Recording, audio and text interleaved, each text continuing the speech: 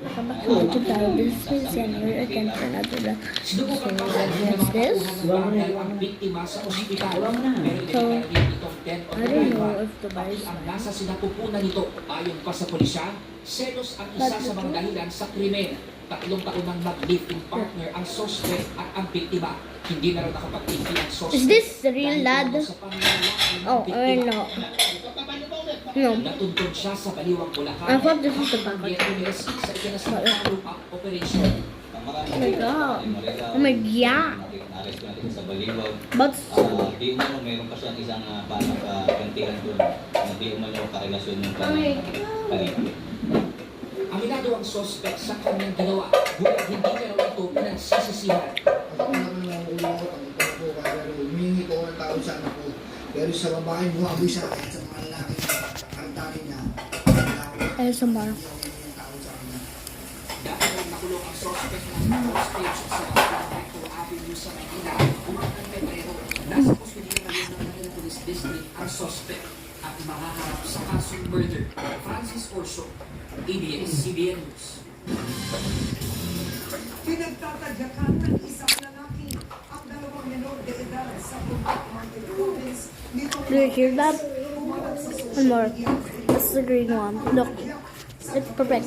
One of you.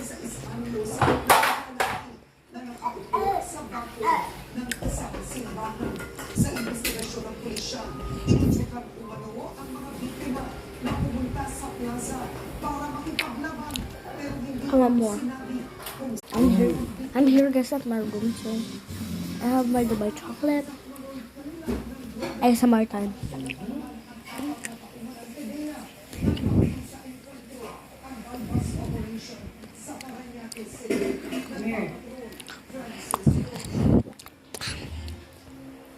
Sa kuha ng CCTV sa loob ng subdivision sa Barangay San Antonio, Parañaque City, hapon ng Miyerkules, kita ang biglang pagsudsod ng lalaking nakapink na damit sa gawin ng kalsada. Ilang segundo lang, sumulpot na ang tauhan ng This is so yummy.